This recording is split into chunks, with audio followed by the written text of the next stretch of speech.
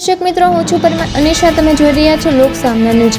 તો જોઈએ આજના સમાચાર ઉપલેટાથી અમારા રિપોર્ટર ભાવેશ ગોહિલ સાથે. ઉપલેટા શહેરના વોર્ડ નંબર 1ના જાગૃત અને સેવાભાવી યુવા સુધરાઈ સભ્યો અજયભાઈ જાગાણી, અશ્વિનભાઈ લાડાણી, જગદીશભાઈ વિરગામા અને વિજયભાઈ સોલંકી દ્વારા વિસ્તારના રોડ રસ્તાની સમસ્યાઓ અંગે નગરપાલિકાના પ્રમુખ વર્ષાબેન ગજેરાને રજૂઆત કરવામાં આવી હતી. રજૂઆતને ગંભીરતાથી લઈ નગરપાલિકા દ્વારા તાત્કાલિક ધોરણે ₹6 કરોડના ખર્ચે વિવિધ રોડના વિકાસ કામોને મંજૂરી આપવામાં આવી હતી.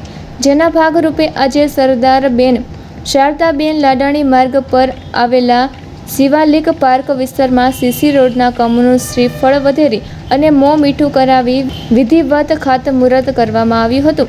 આ પ્રસંગે ઉપલેટા નગરપાલિકાના પ્રમુખ વર્ષાબેન ગજેરાએ જણાવ્યું હતું કે શહેરના દરેક વિસ્તારમાં ગુણવત્તાસભર માર્ગ સુવિધા ઉપલબ્ધ કરાવવા નગરપાલિકા પ્રતિબદ્ધ છે અને વિકાસના કાર્યોને પ્રાથમિકતા આપવામાં આવી રહી છે.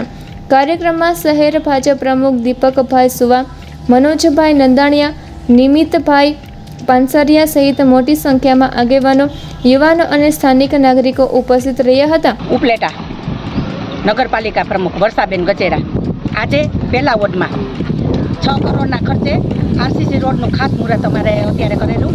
તેમાં બાંધકામ સમિતિના ચેરમેન આપણે મનોજભાઈ નંદાણીયા, સ્ટ્રીટ લાઇટના ચેરમેન જગદીશભાઈ વિરમગામા, 108 જેવા કે ઓળખાય છે એવા અજયભાઈ જાગાણી, સાક્ષક પરના નેતા અશ્વિનભાઈ લાડાણી, ટાઉન પ્લાનિંગના ચેરમેન નિમિતભાઈ પાનસેરા અને આ શિવાલી પાર્કના આગેવાનો, લેડીઝ, જેન્ટ્સ બધા આજુબાજુના સભ્યશ્રીઓ હાજર રહી અને અત્યારે ખાતમુહૂર્ત અમે કરેલી અને ખૂબ ખુશખુશાલીથી અત્યારે અમે ખાતમુહૂર્ત કરી અને આનંદની અનુભૂતિ અનુભવી.